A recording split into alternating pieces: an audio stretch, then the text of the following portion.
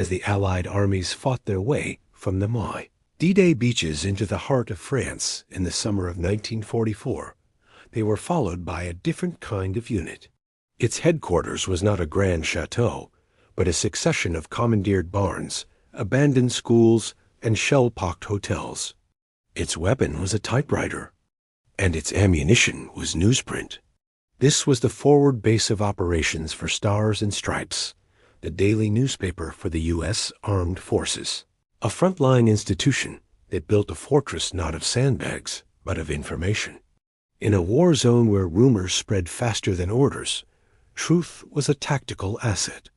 The mission of the Stars and Stripes staff, a mix of seasoned journalists and enlisted men with a knack for writing, was to get a credible, relevant newspaper into the hands of G as often within 24 hours of the events it described. Their base had to move as fast as the front line. The process was a daily miracle of mobile logistics. War correspondents like Ernie Pyle, who lived with the troops, would file their dispatches from field telephones. These reports would be rushed by motorcycle courier back to the makeshift headquarters, perhaps a farmhouse in Normandy with a single working phone line. There, editors in muddy boots would slash copy, write headlines, and lay out pages on portable tables, the walls shaking from nearby artillery. The edited pages were then sent via dedicated signal corps lines to a mobile printing plant. This was the heart of the operation, a convoy of massive trucks and trailers housing roaring presses, typesetting machines, and paper rolls. It could set up, print 50,000 copies, pack up, and move in a matter of hours. The smell of fresh ink and diesel fuel was the smell of the news coming to life. From the printers, another fleet of trucks and jeeps, often driven by volunteers under fire, would fan out to deliver the papers. They went to airfields, supply dumps, field hospitals, and the very edge of the front. A stack of papers might be dropped at a battalion command post to be carried by hand to men in foxholes.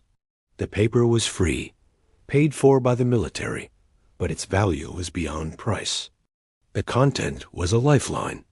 It carried the big news from SHAEF, Supreme Headquarters, maps showing advances and stories of heroism from other units. But more importantly, it carried the small news that made a soldier feel human. Cartoons like Bill Malden's Willie and Joe that perfectly captured the muddy, cynical misery of the infantryman. Sports scores from back home. Letters to the editor.